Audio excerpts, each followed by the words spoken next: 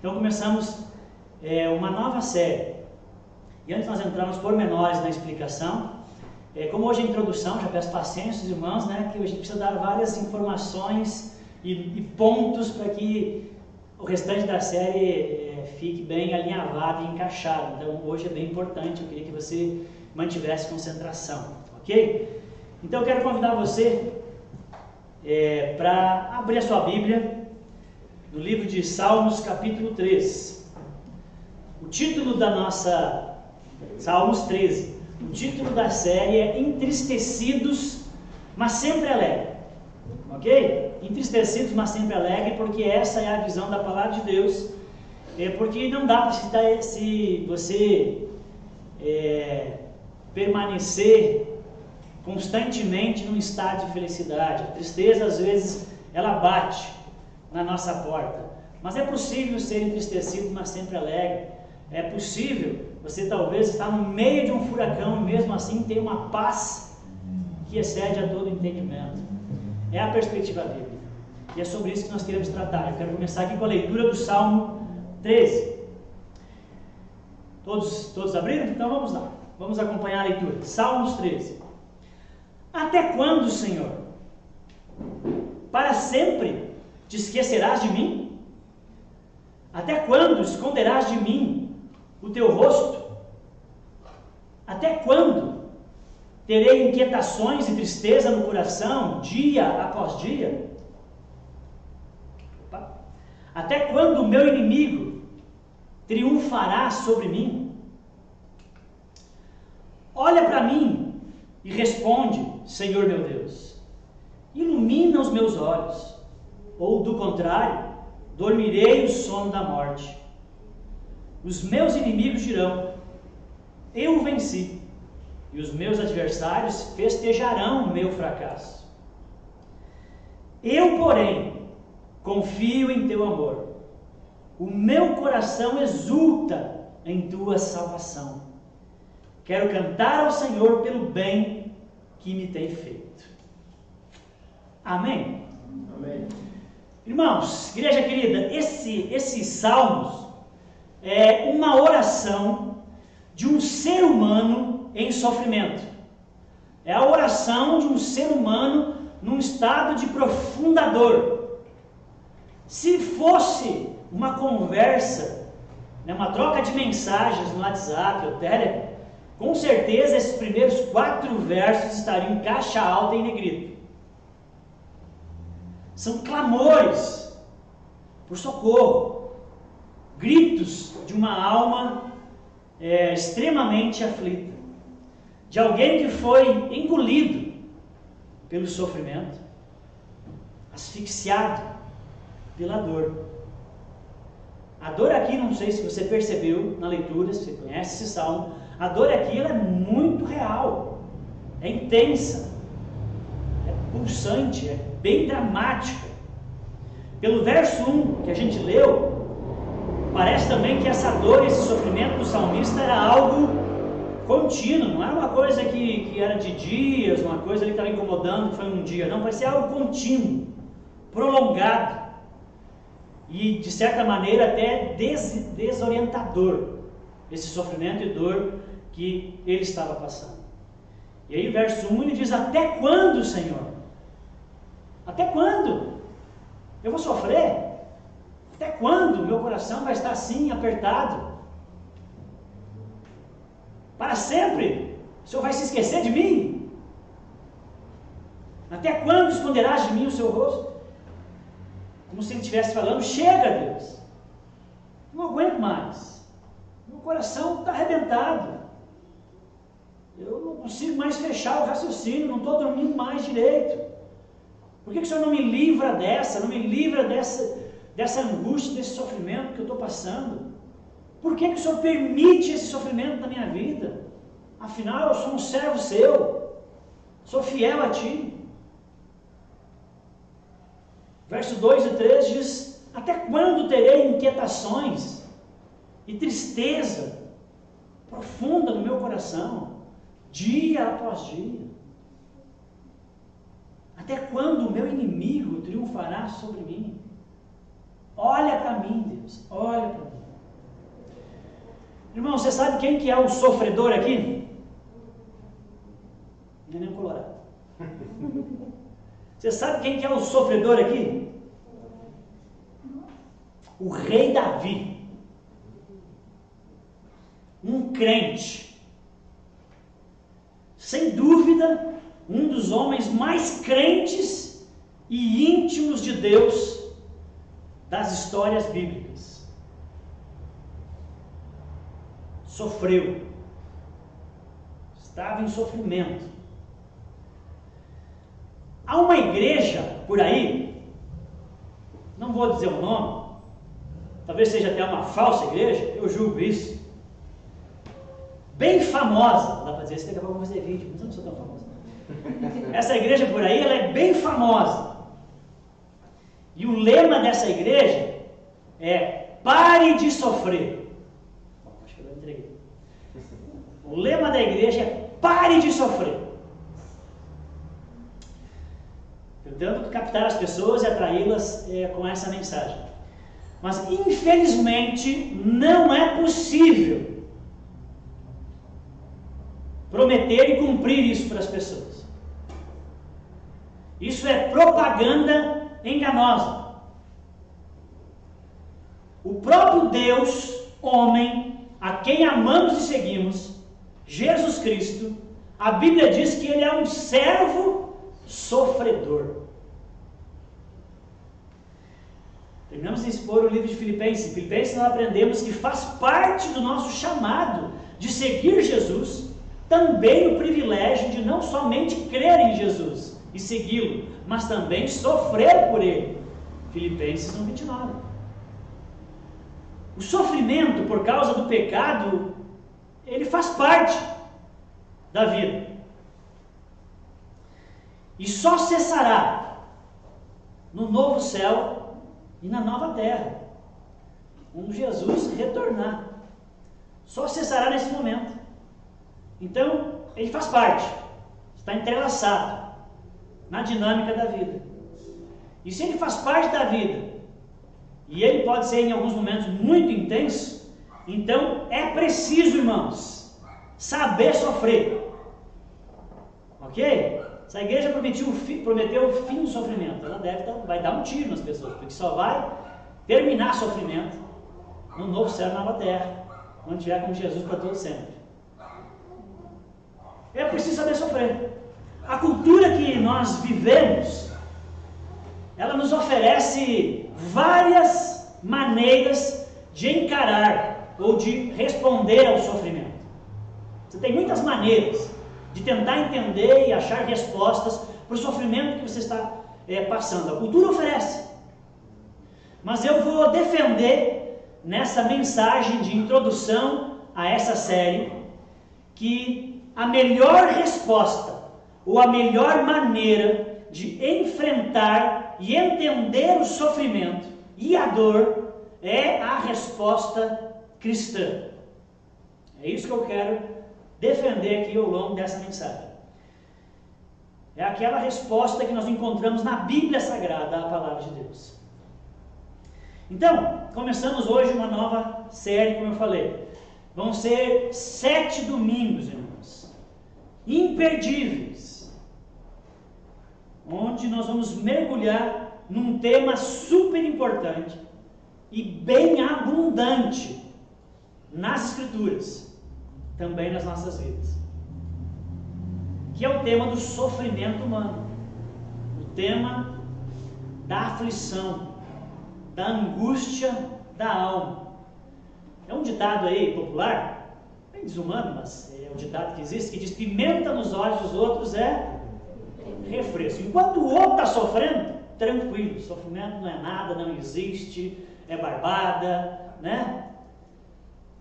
Normalmente nós damos de ombro, estou nem aí para esse tema, não nos importamos com o problema do sofrimento e nem nos preparamos para ele, como se fôssemos imunes,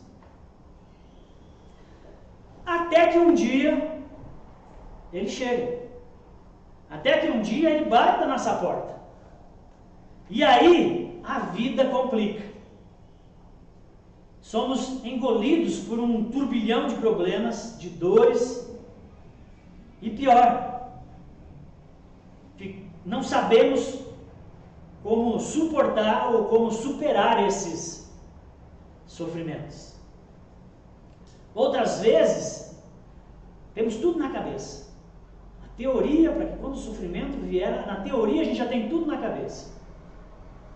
Mas na prática, quando as coisas ruins começam a acontecer na nossa vida, nós não conseguimos aplicar todos esses sentimentos que na teoria nós tínhamos na nossa cabeça à realidade aflitiva que nós estamos vivendo. E aí nos desesperamos. Irmãos, essa série é para você que está atribulado. É para você que está debaixo de tempo ruim, que está em sofrimento, em dor, angustiado, com o coração apertado. Mas também é para você que está com a vida boa e tranquila neste momento. Porque isso pode mudar a qualquer instante. Está amarrado, pastor, não é praga não, irmãos. Não é praga, isso é um ensinamento da palavra de Deus. A dor e o sofrimento, eles são inevitáveis. E nós precisamos estar preparados para eles quando eles nos atingirem. Para que nós possamos dizer e ter a experiência que Paulo cita, que é o tema dessa série, que está lá em 2 Coríntios 6:10. Entristecidos, sim, às vezes, em alguns períodos, em algumas situações, mas sempre alegres, sempre constantes, sempre contentes. Amém? Amém. Então, essa pregação de introdução à série vai ter os seguintes pontos. Quero abordar isso aqui ainda hoje, aqui durante a mensagem. Por que falar do tema do sofrimento? Tanta outra coisa para pregar, tanta outra série. Por que falar do tema do sofrimento? Vamos abordar aqui.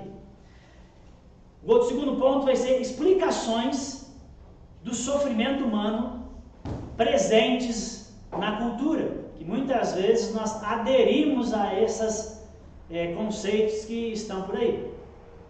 Vamos falar um pouquinho desses conceitos. E o terceiro ponto, qual que é a melhor resposta ao sofrimento e à dor?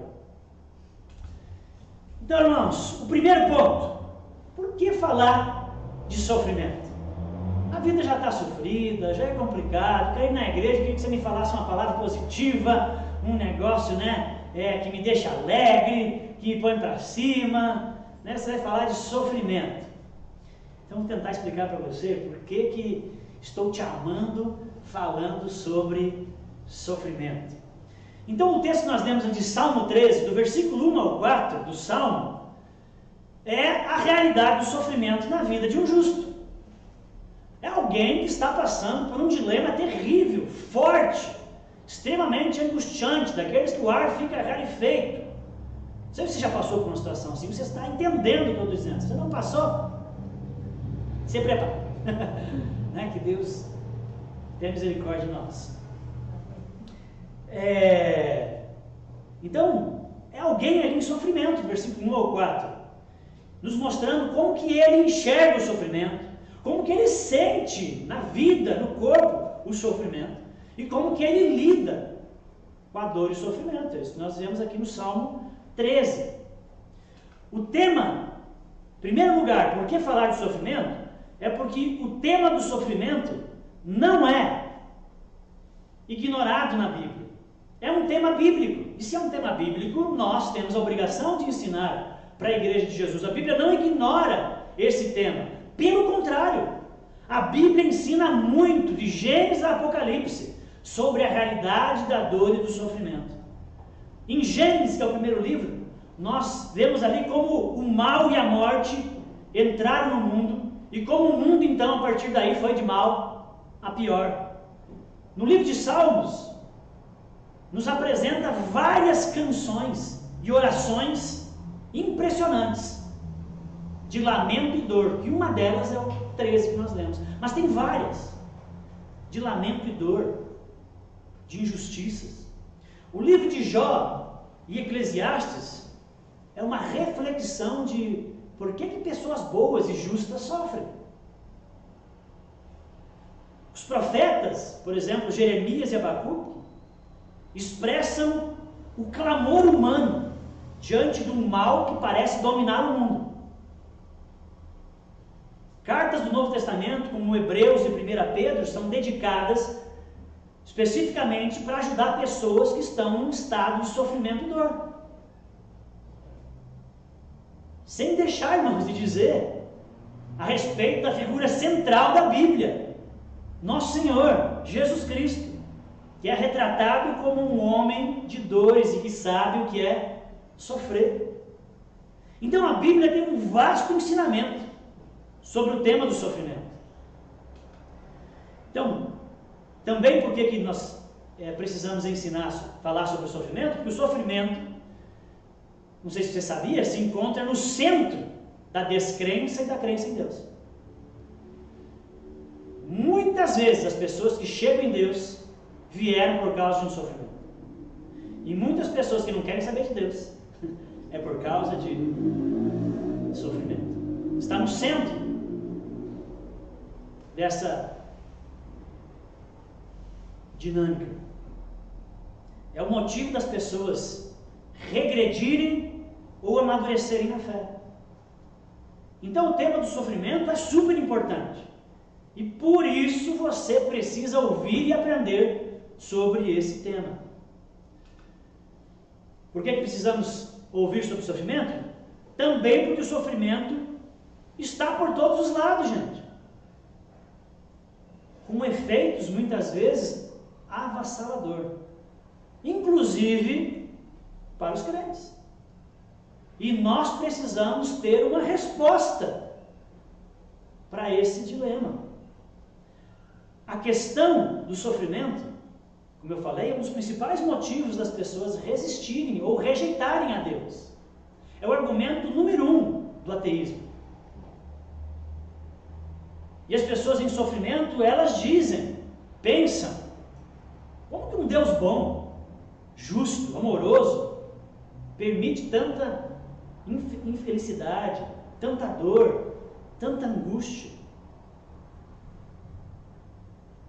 E nós precisamos responder. Nós que amamos a Jesus Cristo, seguimos a Ele, somos a igreja na terra. Há de fato muito sofrimento no mundo. De hora em hora, milhares de pessoas morrem de acidentes de carro. Diminuiu na pandemia. Uma coisa boa da pandemia, entre as milhares de ruins, né? De hora em hora, milhares e milhares de pessoas morrem de acidentes de carro no mundo. Para você ter uma ideia, são 3.400 vidas ceifadas no trânsito todo dia. De hora em hora, milhares de pessoas são assassinadas. No mundo morrem aproximadamente 1.300 pessoas assassinadas por dia. De hora em hora, milhares de pessoas, inesperadamente, recebem a notícia da perda de um ente querido, de um amigo muito próximo, ou a descoberta de uma doença gravíssima, terminal. A cada 4 segundos, uma pessoa morre de fome no mundo. Até o final dessa pregação, 800 pessoas vão ter morrido de fome, não. Lamentavelmente, acontece mais de 200 divórcios por dia em nosso país. Com todo o caos que isso gera para as pessoas envolvidas, filhos. Então, filhos são abandonados, muitas vezes filhos acabam sendo captados pelo crime, acabam nas drogas, perda de gente querida, fracassos morais, injustiças. Acontece aumento vertiginoso de depressão, que é um sofrimento bem grande, ansiedade, insônia, o suicídio crescente, inclusive entre crianças e adolescentes. Irmãos, o mundo está cheio de sofrimento e dores. E se eu e você tivermos uma vida longa, muitas dessas coisas um dia nos atingirão. Ninguém está imune. Todos nós vivemos fora do paraíso. Não há dinheiro, irmãos. Não há poder. Não há planejamento capaz de impedir o luto, de impedir uma doença terrível, de impedir uma traição, um desastre financeiro, uma infidelidade e um tanto de outros problemas que existem na vida. Todos estamos sujeitos à aflição. A aflição, ela é a dor íntima causada pelo sofrimento. Segundo Simone Weil, quase isso, a aflição, achei interessante esse conceito, a aflição é um desenraizamento da vida, marcado pela condenação e desesperança, onde a alma afunda no horror existencial. Atenção, irmãos, pessoas em aflição, pessoas em sofrimento, elas tendem ao isolamento, elas tendem à implosão, elas se consomem por dentro, elas se devoram, né? Elas se implodem, se destroem, tendem ao desespero, à condenação, à raiva, à autopiedade. Por que falar de sofrimento? Porque o sofrimento é um importante caminho para o crescimento pessoal e espiritual.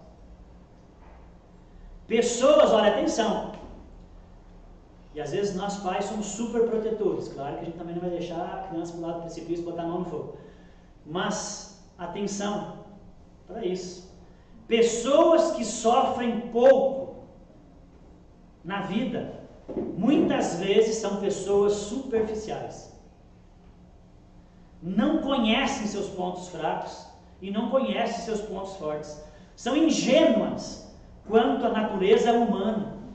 São ingênuas quanto quem é o homem. E são quase sempre frágeis e inflexíveis. Por isso que Paulo diz: tende por motivo de toda alegria o passardes por várias tribulações. Deus sabe, Paulo sabe, que é um importante caminho para o crescimento pessoal e espiritual. Deus está te fazendo mais forte, mais firme, mais sólido.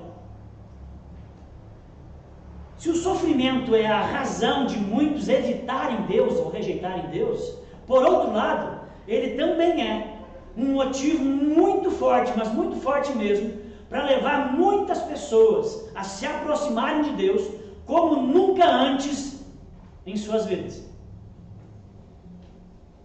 É uma maneira das pessoas, uma maneira muito eficaz das pessoas abandonarem a religiosidade ou a superficialidade na fé e no relacionamento com Jesus para ter um encontro mais íntimo, mais próximo, mais pessoal com Deus. Então está aí o porquê, uma série, algumas pregações e ensino sobre o sofrimento. Espero que você tenha captado que é importante sabermos e aprendermos.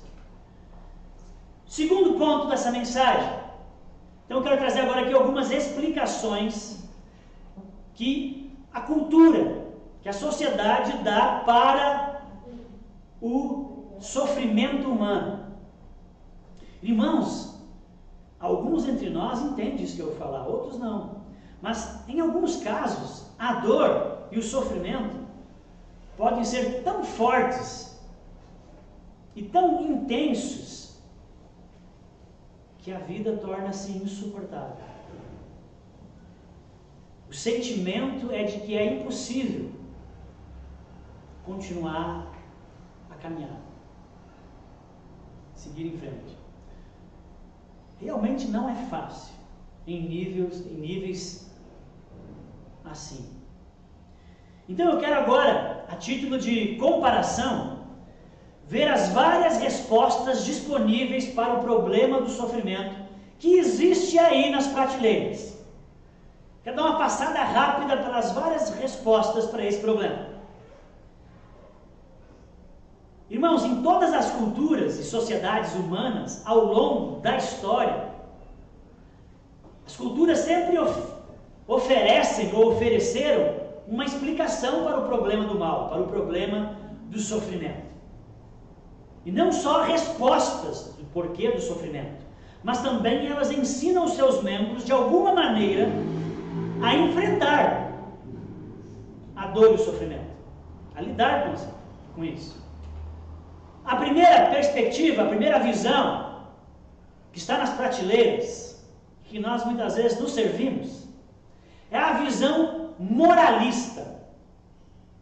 Na visão moralista, a dor e o sofrimento são sempre resultados de não se viver uma vida corretamente. A dor e o sofrimento na sua vida nada mais é do que a colheita dos seus erros. Você é o culpado pela dor e o sofrimento que você está passando. Essa era a ideia dos amigos de Jó. Você leu? A gente sabe da tragédia de Jó. E uma hora colam os amigos, e esses amigos querem convencer Jó que ele tem que reconhecer que ele pecou, que ele fez besteira, e por isso que ele está sofrendo. Então são capítulos e mais capítulos do livro que os amigos de Jó, moralistas, querem convencer Jó que o sofrimento na vida dele é por causa de erros. Jó é o culpado do sofrimento. E nós, lendo Jó, vemos que não. Deus fala que Jó não teve pecado. O pecado não foi a causa disso. Ele era justo diante de Deus. Deus repreende os amigos no final. Jó tem que orar por eles. Deus manda ele orar. Porque Deus ficou bravo com o moralismo dos amigos de Jó. O sofrimento é o pagamento das coisas erradas. Você não viu isso? Aí você dá uma martelada no dedo, tem um dia ruim, você... estou pagando meus pecados. Né? É a visão moralista, está nas prateleiras, estamos servindo delas há tempos. Então é o pagamento pelas coisas erradas que você fez na vida, presente ou passada, porque é a ideia do karma, está presente nas religiões. Você sofre porque você está pagando por erros passados. Ou seja, sofrimento é pagamento. Está presente isso no espiritismo, está presente isso no hinduísmo. E a solução é muda de vida, cara. Faz diferente do que você fez até aqui. Foca no comportamento. Essa é a visão moralista. A segunda visão que nos oferece respostas para o sofrimento é a visão chamada autotranscendente. Centrado agora em você, você precisa transcender isso aí que você está passando. O sofrimento é fruto de desejos que não foram realizados. Você está em sofrimento e dor porque os seus anseios foram frustrados. Você é uma pessoa frustrada e está em sofrimento. Você desejava as coisas na vida e não consegue alcançar, e nunca alcançou e talvez não vai alcançar. Então você está em sofrimento. E a solução é viver uma vida, então, desapegada de tudo. Desligue o seu coração das coisas. Melhore os seus pensamentos. Reveja o que você espera da vida. Porque assim você não vai sofrer. Se você não desejar, não almejar, não sonhar, não vai ter frustração, então você não tem sofrimento. Isso está presente no budismo. Essa é uma filosofia budista. Você nega o sentimento, a dor, o que está acontecendo. Temos também a visão fatalista do destino, que diz que essa religião mais ou menos é assim. Essa ideia é que o sofrimento agora, contrário do moralista, que o culpado todo é você, nessa aqui você é vítima. Você está sofrendo, você está em dor, em angústia, em problemas na vida, sério, como um salmista ali, angustiado, mas você é só uma vítima. Você não tem culpa em nadinha disso aí, entendeu? Ou seja, as forças sobrenaturais, os deuses, os demônios, ou o alinhamento dos astros, né? As estrelas, os planetas, já decidiram.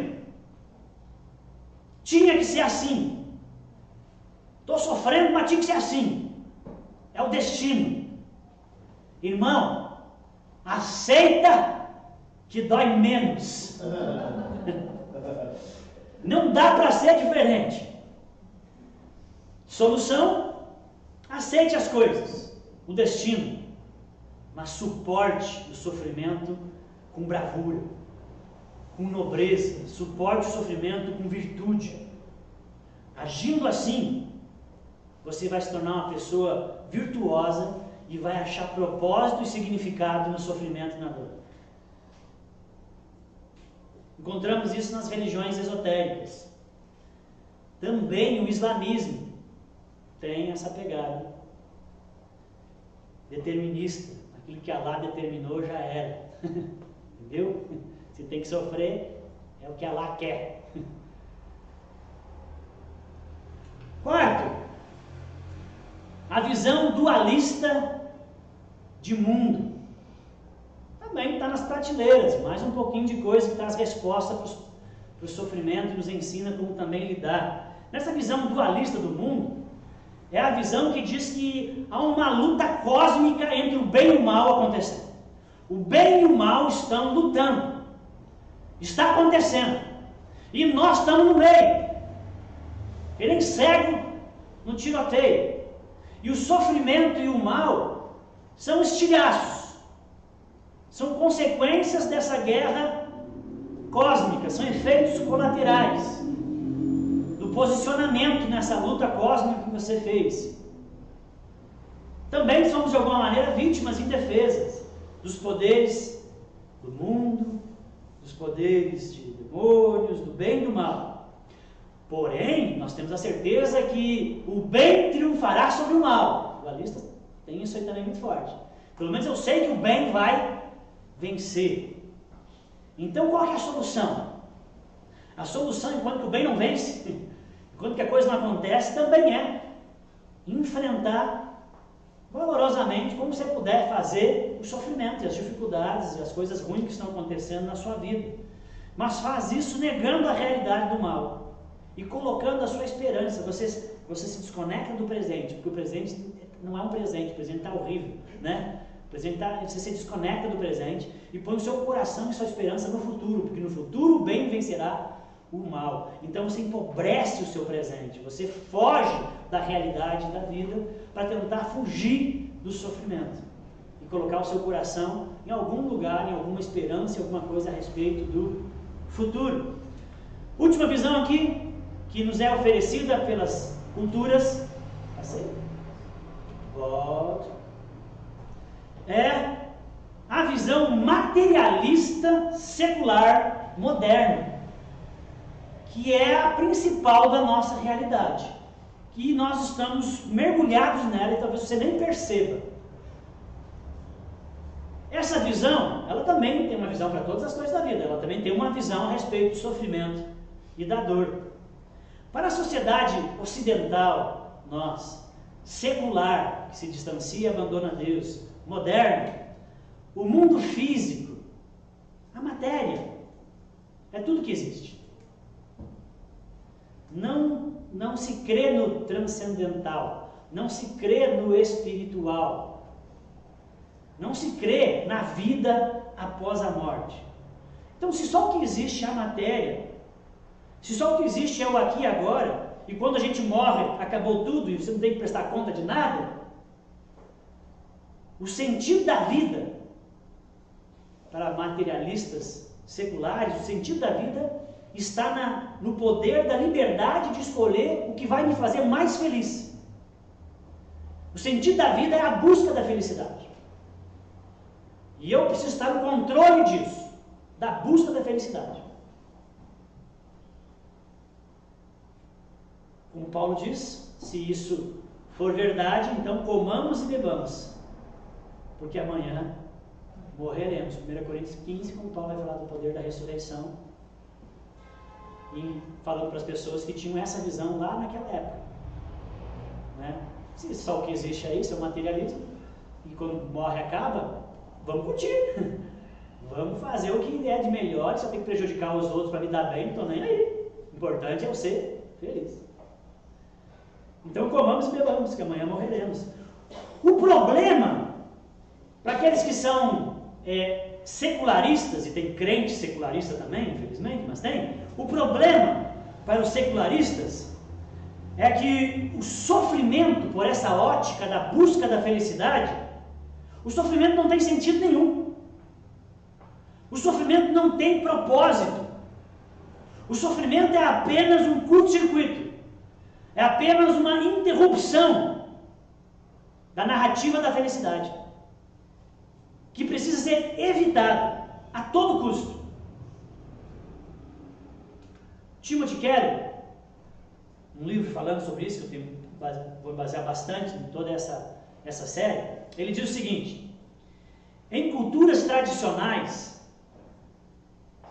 nos tempos difíceis, a responsabilidade principal era do próprio sofredor. Você está angustiado, está em sofrimento? Não terceiriza. Você quer vencer, quer melhorar? Assume a responsabilidade da situação. Então, em culturas tradicionais, a responsável principal estava sobre o sofredor. E os sofrimentos são para trabalhar a alma, para se adquirir paciência, sabedoria e persistência. Já a cultura ocidental secular não vê o sofrimento como um teste ou como uma oportunidade de crescer. Não tem sentido. Não vê como uma oportunidade. E certamente também não vê como uma penalidade dos erros. Os sofredores são vítimas do acaso do universo impessoal. E então, o que se faz com os sofredores? Encaminhamos para os profissionais, para que os profissionais assumam a responsabilidade.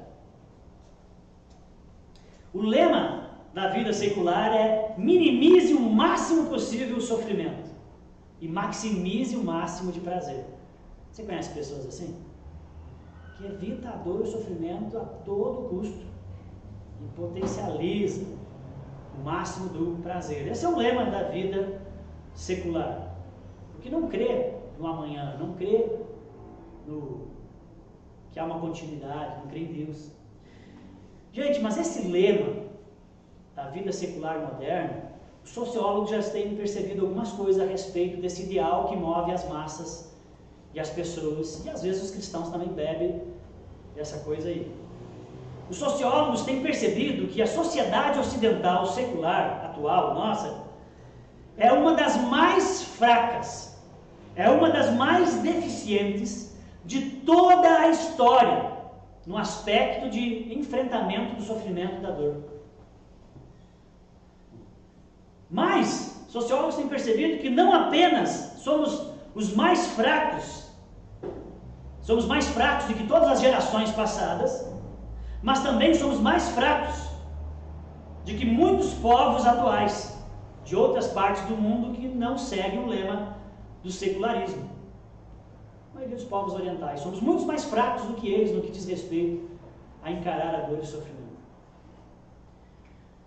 Somos uma geração fraca, que não sabe sofrer, que evita a dor a todo custo.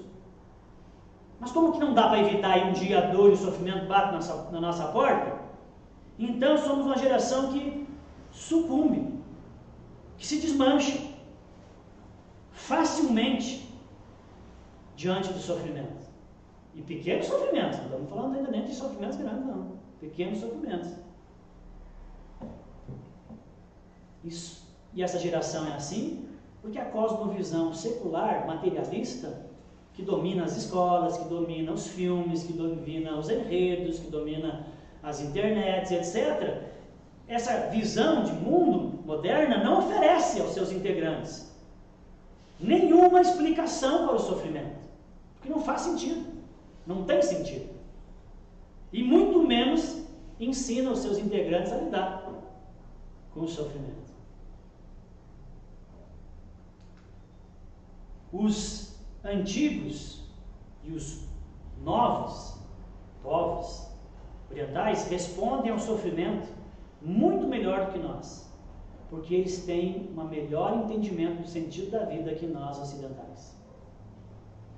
Você não vai ver na filosofia de um oriental a busca da felicidade.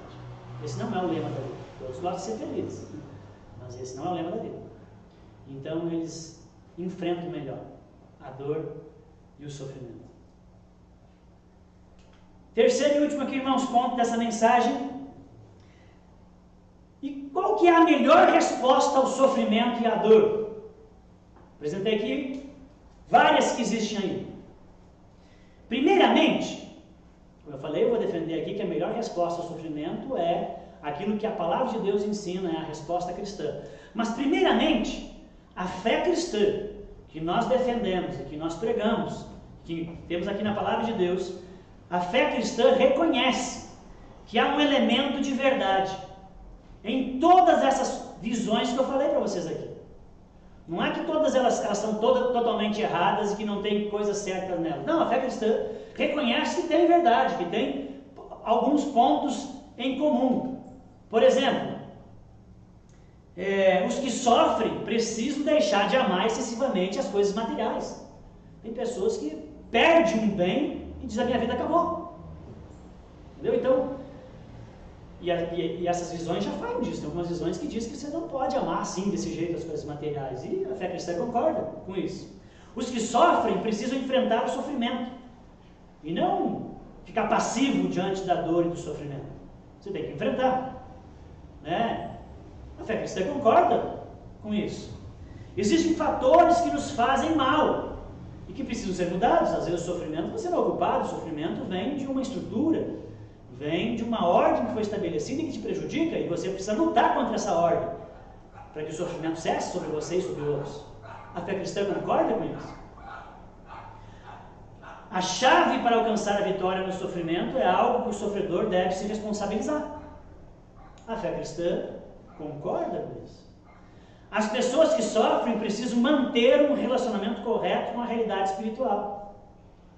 Quase todas as filosofias e pensamentos orientais têm uma conexão com algo espiritual, e por isso que eles enfrentam até melhor o sofrimento e a dor do que nós ocidentais, teoricamente cristãos, porque já deixamos de se relacionar com Deus. E eles aí se relacionam com o espiritual. Agora, no secularismo, no materialismo, não há mais espiritualidade. Então, nós temos pontos em comum. Porém, a visão cristã a respeito do sofrimento e da dor, a respeito dessas visões que eu falei para vocês, todas elas aqui, a fé cristã, a Bíblia, nós consideramos essas perspectivas bastante simplistas e reducionistas, não passando de meias verdades, ou seja, insuficientes para o problema do sofrimento e da dor. Tem verdades nela? Tem, mas são insuficientes para o problema da angústia da alma, do sofrimento humano. Veja só o verso 6 que nós lemos do Salmo 13. Quero cantar ao Senhor pelo bem que me tem feito. O salmista, durante 4 versículos, ele está atolado em lágrima, ele está acabado, ele está angustiado, em sofrimento, clamando a Deus que esqueceu, dizendo: olha para mim, eu não aguento mais, está terrível.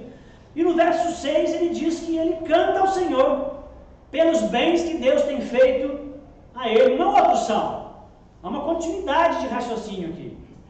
Apesar da desgraça, apesar do sofrimento e da aflição, o cristão canta. Tem essa possibilidade ao menos, amém?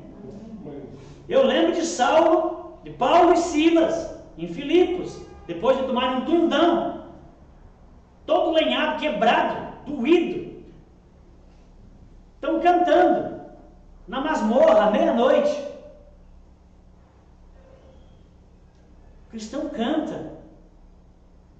Está ruim, está difícil, as coisas estão desmoronando.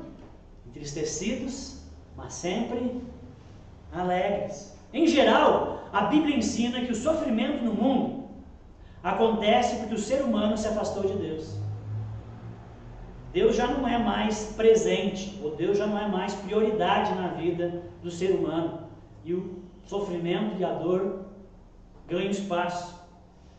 E a menos que essa ruptura ou essa inimizade seja corrigida, não haverá esperança real para a aflição e o sofrimento quando eles chegarem.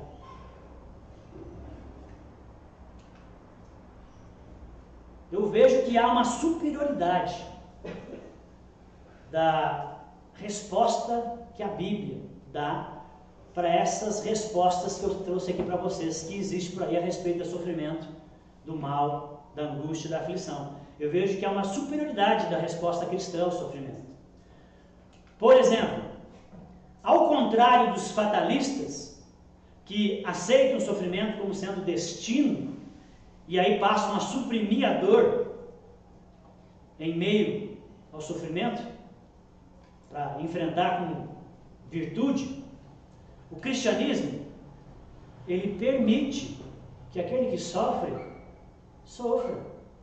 Ele permite e até encoraja que você expresse o seu sofrimento, que você até questione. O cristianismo não te dá um cala-boca, molenga. O cristianismo permite, tem espaço, sabe que a dor é dor, que há sentimentos, que há ali um mal acontecendo. Ao contrário da visão autotranscendente, como a dos budistas, que negam então sentimentos e desejos para evitar o sofrimento, no cristianismo, o sofrimento é real, gente. No cristianismo não há uma tentativa de diminuir a sensibilidade das pessoas para então elas lidarem com o sofrimento. Não, mas há um amadurecimento da alma daquele que sofre, para encarar então de uma outra maneira esse sofrimento. Contrariamente aos moralistas, dos que acreditam no karma, né, que tem que pagar os pecados, que você que gerou tudo isso, e que defende que todo sofrimento é merecido e é justo, a fé cristã, o sofrimento é quase sempre, não é sempre, mas quase sempre injusto e desproporcional. Veja o livro de Jó. Jó não foi culpado do seu sofrimento, o livro deixa muito claro. Veja o exemplo do próprio Senhor Jesus. Gente, na perspectiva moralista, se existe alguém que merecia uma vida boa, com base no caráter e no comportamento, você concorda comigo que esse era Jesus? Sim. Pois é.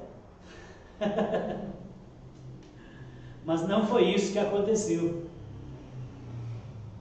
A fé cristã está centrada no paradigma do homem inocente e abnegado que sofre pelos outros. Graças a Deus. Ao contrário da perspectiva secular, que diz que o sofrimento é totalmente sem sentido, que você tem que sair dessa logo, superar, evitar a todo custo, o cristianismo afirma que há propósitos na dor e no sofrimento, porque ele nos transforma, nos purifica. O cristão canta no sofrimento porque ele é dominado pela ideia da graça divina, porque ele desfruta no presente das realidades difíceis que ele está vivendo, ele desfruta as realidades espirituais que foram graciosamente concedidas por ele na cruz. E então o sofrimento, com o auxílio dessas dádivas que vieram da cruz, se torna mais tolerável. Olha o versículo 5, Salmo 13. Ele diz: eu, porém, depois de toda a explanação do sofrimento, eu, porém, você virasse a página. Não é que ele deixou de existir, mas a atitude dele. O sofrimento estava lá. Eu, porém, confio em teu amor. Eu, porém, em outra versão diz: confio em tua graça. E para onde que ele olhou? O meu coração exulta na tua salvação. Amém? Aonde esse Davi quebrado, sufocado pela dor e sofrimento, achou força, entendimento para suportar o que ele estava passando? Olhando para a cruz, para a salvação, para a graça de Deus.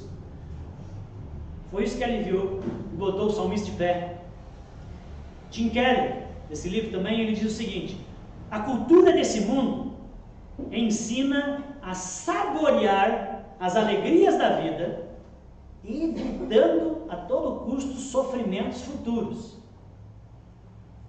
A fé cristã ensina a passar pelos sofrimentos da vida, saboreando as alegrias futuras. Amém? Amém. A fé cristã é realista, porque o sofrimento existe e nós vamos ter que passar por ele. Então ela nos ajuda a passar por ele cantando, saboreando, mesmo que você gema, mesmo que seja difícil, mesmo que é real, você não nega, mas há possibilidade, amém? De ser entristecido, mas sempre alegre. Então a capacidade de saber sofrer, ou sofrer com alegria, levou muitos pais da igreja dos tempos antigos, como Cipriano, Ambrósio e Agostinho, defenderem suas teses em seus livros que a maneira como os cristãos encaram o sofrimento era uma prova de que a crença dos cristãos era superior à crença dos pagãos, que a crença dos cristãos era mais robusta, era mais eficaz, olhando para a maneira como eles encaravam o sofrimento. Irmãos, eu tenho exatamente essa sensação quando eu participo de um velório de pessoas que são evangélicas, protestantes, e um velório de um outro ambiente onde não comungam com essa fé. Todos sofrem, todos doem, todos choram, todos lamentam. Mas raras vezes eu vi o desespero, o chão que desapareceu, porque um ente querido faleceu. Então Ambrósio e Agostinho e Cipriano dizia: olhe para os cristãos quando eles sofrem, e você verá que a crença deles é superior à sua. É superior das que estão aí na prateleira. Eles defenderam essa tese de que os cristãos sofriam e morriam de um modo melhor e muito superior aos pagãos. Fato, irmãos, a fé cristã tem uma resposta superior ao problema do sofrimento. E eu também defendo que o cristianismo, além de ter uma resposta superior ao problema do sofrimento e da dor, o cristianismo também oferece recursos bem mais eficientes do que qualquer outra cultura secular que possa nos oferecer alguma coisa para nos ajudar no momento de sofrimento, no enfrentamento do mal. Que recursos são esses que eu encontro na fé cristã e que são muito mais eficientes para esses tempos árduos e difíceis da nossa vida? Primeiro, temos a crença em um Deus pessoal, num Deus que relaciona, que ama, que se importa, que é sábio, infinito e todo-poderoso. Isso é bem mais reconfortante do que acreditar que nós estamos nas mãos do destino, nas mãos do acaso, ou nas minhas próprias mãos, porque eu tenho que assumir absolutamente toda a responsabilidade. Você concorda comigo? Que é muito mais reconfortante. Um outro recurso é que nós temos a crença de que Jesus Cristo, que é Deus, Ele veio até nós. Nós temos a crença da encarnação do Verbo. Jesus veio e sofreu por nós, no nosso lugar, um sacrifício substitutivo. Isso mostra que Jesus, que Deus, não é indiferente ao nosso sofrimento. Por causa do pecado, Ele sabia qual era o estado da humanidade, e Deus não deu de ombro. Jesus veio e morreu e se sacrificou por nós. Isso mostra que Ele está do nosso lado. Amém? Amém. Que Ele entende as nossas dores. Terceiro, temos a doutrina em que por meio da fé em Jesus Cristo, nós já temos garantido a nossa salvação. Pela fé e pela graça, nós já temos garantido a salvação. Isso é bem mais reconfortante do que filosofias que se baseiam no karma, onde nós temos que aceitar o sofrimento como sendo pagamento dos pecados e dos seus erros. Então não reclama não, toma bordoada, vai, aguenta, né? Estamos seguros que as dificuldades da vida, porque elas vêm, elas existem, não negamos, não são punições dos pecados, passados ou presentes, porque Jesus já pagou na cruz por todos os pecados, e nós não precisamos fazer um reforço. Amém? Amém. E último, temos a doutrina da ressurreição. Nela, nós temos o consolo de que a vida não se resume a só isso aqui. Que o sofrimento está aí, mas existe uma eternidade de gozo. E o céu, o novo céu e a nova terra é chamado de gozo eterno. Amém? Amém. Então a vida não se resume ao que está acontecendo agora com você. Nós cremos na ressurreição do corpo, na vida eterna, novos céus e nova terra. E também a crença na ressurreição do corpo é o consolo que nós temos de que a morte não impedirá de nos encontrarmos de novo com as pessoas com quem amamos, se elas crerem em Jesus Cristo. Um ateu, um secularista, materialista, ele crê que morreu, morreu, acabou. Você não vai encontrar mais ninguém, já era. Aquela amizade, aquele casamento, aquela pessoa, aquele filho, não, acabou, já era. Agora a ressurreição nos diz: eu vou reencontrar aqueles que eu amo muito, que morremos crendo em Jesus Cristo. Amém? Amém. Isso é bem mais reconfortante.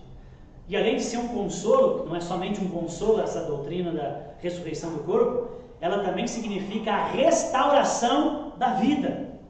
Nós receberemos de volta a nossa vida. A vida que você lamenta, que não está conseguindo viver, que está difícil, que está apertada, né? Que está tendo um sentimento de que foi roubada, né? Roubada a vida. A ressurreição diz que a vida vai nos ser devolvida. E nós vamos receber de volta a vida que nós sempre ansiamos, mas nunca tivemos. Irmãos, enfim, o fundamento cristão para o sofrimento oferece muito mais espaço para a dor e muito mais base sólida, robusta para a esperança. O sofrimento não pode ser eliminado ou evitado a todo custo, mas pode ser temperado e sustentado com fé, esperança e amor. Não esqueça, nós temos um sumo sacerdote fiel que anda com a gente no meio das chamas do sofrimento. Como andou com Sadraque, Mesaque e Abednego. E assim como eles não foram destruídos pelo fogo, também sabemos nós que não seremos consumidos pelo fogo do sofrimento e da dor. Mas pelo contrário, seremos purificados e transformados em pessoas melhores e mais parecidas com Jesus. Essa é a esperança que temos. Se Jesus, por amor a nós, foi paciente ao mais intenso dos sofrimentos humanos, então, irmãos, também podemos nós, por amor a Ele, sermos pacientes em meio a sofrimentos bem menos intensos. Amém? Amém. Queria que você fechasse seus olhos. Vamos orar. Senhor, meu Deus querido, como eu falei, essa mensagem é para aqueles que estão passando um momento de sofrimento, de dor e que não têm respostas, que se sente injustiçado, Deus, que está esmagado pelas coisas que acontecem e aconteceram na vida, mas também é para aqueles que estão no momento bem, Deus, porque a gente não sabe quando calamidades, coisas ruins vão bater nas nossas vidas. Então eu oro para que os meus irmãos que estão passando por esse momento de angústia achem o amparo e as respostas e o consolo no Senhor, Deus. Que essa mensagem, de alguma maneira, possa, Deus, ter sido uma luz no fim do túnel, possa ter sido um consolo, que o Espírito Santo de Deus abençoe esses meus irmãos que sofrem, dê graça e ajude-os.